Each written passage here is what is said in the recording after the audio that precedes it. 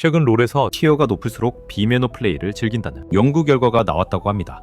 점성대 e스포츠 연구소 박성은, 최승준 교수 연구진의 연구입니다. 기초 실력 단계에 있는 사람, 일명 아부실골 티어일수록 팀원들을 돕고 협력할 때 만족감과 소속감을 느끼는 경향이 강하고, 반면 실력이 뛰어난 상위 티어에서는 반사회적 행동이 게임 만족감에 긍정적인 영향을 미친다는 결과가 나왔습니다. 이쯤 되면 이런 질문이 생깁니다. 정말 실력이 오를수록 사람은 공격적으로 변하는 걸까요? 연구진은 이에 대해 언론 보도를 통해 충분한 게임 실력을 보유한 상태에선 단순한 승리나 개인 기량 향상만으로는 충분한 자극이 제공되지 않기 때문에 도발적 행동이 새로운 자극을 제공하는 대체 경로로 기능할 수 있다고 추론했습니다.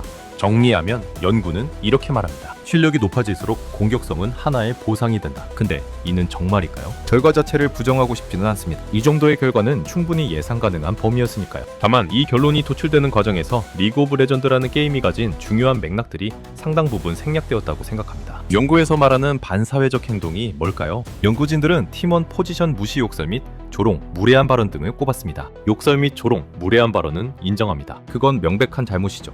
하지만 여기서 팀원 포지션 무시 혹은 팀원의 요구를 무시하는 행동은 대체 뭘까요? 일반인들이 보기에 팀원을 돕는 행위는 무조건 착하고 좋은 겁니다. 반대로 팀원을 무시하는 행위는 나쁘고 이기적인 거죠. 하지만 승패가 갈리는 전장에서 무작정 아군을 돕는 행위가 과연 승리로 이어질까요? 답은 아니오입니다. 오히려 패배로 가는 지름길일 때가 더 많습니다. 하위 티어 구간의 가장 큰 특징은 냉정한 상황 판단이 부족하다는 겁니다. 무작정 아군을 돕다가 패배하는 일은 비일비재하죠. 더 무서운 것은 잘못된 학습입니다. 이런 비효율적인 플레이가 10번 중에 한두 번은 우연히 통하거든요. 상대방도 저 피어니까요. 이렇게 우연히 성공한 경험이 누적되면서 비효율적인 판단이 정답처럼 학습됩니다. 그 결과 티어는 오르지 않습니다. 개인의 지능이나 인성 문제가 아니라 게임 구조가 만들어낸 학습 차이죠. 팀원을 돕는 행위가 비효율적이라는 것이 아닙니다. 단지 근거 없는 도움과 맹목적인 희생이 패배의 주요 원인이라는 거죠. 반면 상위 티어로 갈수록 이 빈도는 확연히 줄어듭니다. 그들이 인성이 나빠서가 아닙니다. 많은 시간을 통해 학습했기 때문이죠. 감정적인 협력이 게임의 승패에 도움이 되지 않는다는 사실을요. 즉, 고티어 유저들이 이기적으로 보이는 건 그들이 일정 수준 이상의 냉정함과 효율성을 갖추었기 때문입니다. 그리고 바로 이 지점에서 저는 이번 연구의 결정적인 맹점을 지적하고 싶습니다. 연구진은 반사회적 행동이라는 단일 범주 안에 달생 기제와 동기가 서로 다른 행동들이 함께 묶였을 가능성을 남겨두었습니다. 문제는 이 행동들이 동일한 성격의 행위가 아니라는 점입니다. 정리해보면 최소한 3가지 유형이 섞여 있습니다. 첫째, 팀원에게 패드립을 욕설을 퍼붓는 경우. 이건 명백한 감정적 공격이며 반사회적 행동이라고 부르기에 전혀 무리가 없습니다. 둘째, 잘못된 오더를 내리는 팀원의 말을 따르지 않는 경우. 이건 감정의 문제가 아니라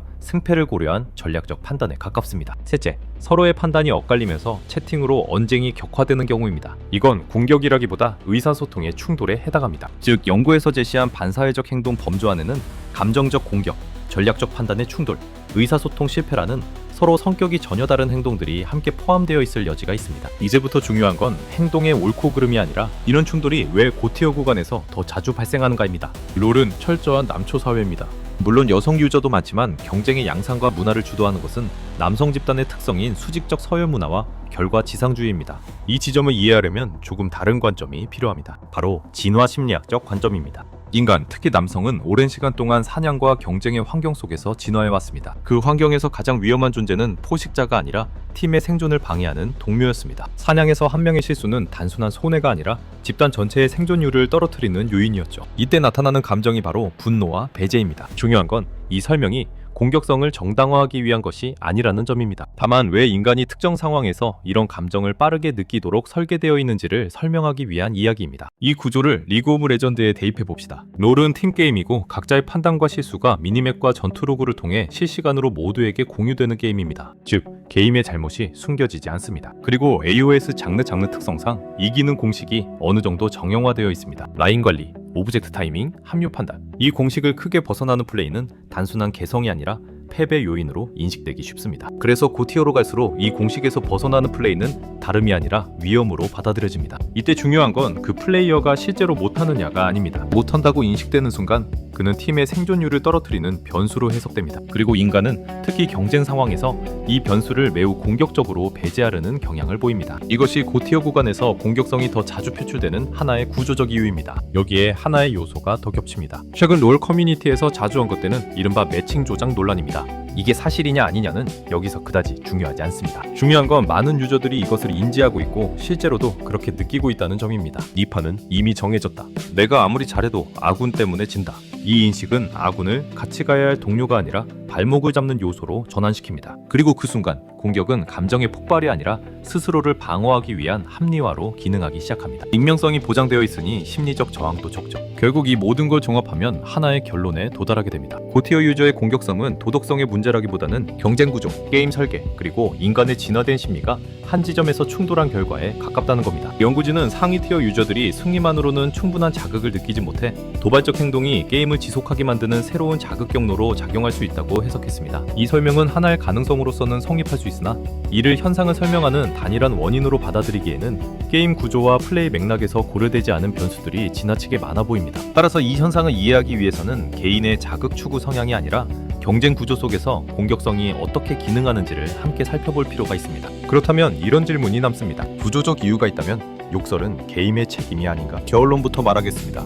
욕설과 인신공격은 어떤 맥락에서도 개인의 책임입니다. 법적으로도 약관상으로도 윤리적으로도 마찬가지입니다. 이 점은 명확히 해야 합니다. 구조가 사람을 자극한다고 해서 그 자극에 어떻게 반응할지는 개인의 선택이기 때문입니다. 구조는 변명일 수는 있어도 면책 사유는 아닙니다. 다만 여기서 중요한 건 책임이 개인에게 있다는 사실과 원인이 구조에 있다는 사실은 동시에 성립할 수 있다는 점입니다. 이 둘을 혼동하면 논의는 곧바로 감정 싸움으로 무너집니다. 리그 오브 레전드에서 발생하는 욕설과 공격성은 대부분 그 자체가 목적이라기보다는 압박의 배출구에 가깝습니다. 고티어 구간으로 갈수록 한 판의 의미는 무거워집니다. 티어 하락에 대한 비용, 시간 투자 대비 손실, 자신의 실력이 제대로 보상받지 못한다는 인식, 이 모든 것이 한 판에 압축됩니다. 그리고 이 압박은 항상 같은 방향으로 작동합니다. 내가 통제할 수 없는 변수는 누구인가? 대부분의 경우 그 답은 아군입니다. 문제는 여기서 끝나지 않습니다.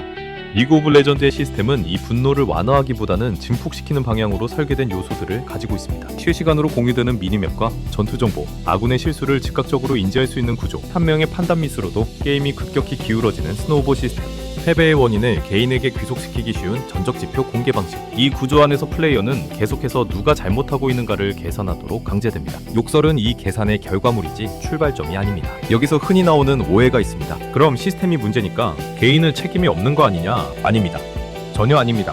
시스템은 행동을 유도할 뿐 강제하지는 않습니다. 같은 구조 속에서도 욕설을 하지 않는 사람은 분명히 존재합니다. 따라서 욕설을 선택한 순간 그 행위에 대한 책임은 전적으로 개인에게 있습니다. 다만 시스템은 그 선택이 더 쉽게, 더 자주 발생하도록 환경을 제공했을 뿐입니다. 이건 개인의 도덕성과 시스템 설계를 동시에 논의해야 하는 이유이기도 합니다. 그래서 이 현상을 고티어 유저는 인성이 나쁘다라는 말로 정리하는 순간 우리는 문제를 해결할 수 있는 모든 실마리를 잃게 됩니다. 욕설은 단순한 성격 문제가 아니라 경쟁 구조, 보상 시스템, 팀게임 설계, 인간의 스트레스 반응, 이 네 가지가 한 지점에서 충돌할 때 반복적으로 나타나는 예측 가능한 결과에 가깝습니다. 책임은 개인에게 있지만 원인을 이해하지 못하면 현상은 반복됩니다. 리그 오브 레전드에서 공격성이 높은 이유는 누군가가 특별히 나빠서가 아니라 그렇게 행동하도록 유도하는 구조 속에 우리가 들어가 있기 때문입니다. 이 구조를 이해하는 순간 우리는 누가 나쁜가가 아니라 왜 이런 행동이 반복되는가를 묻게 됩니다. 문제 해결은 바로 그 질문에서 시작됩니다.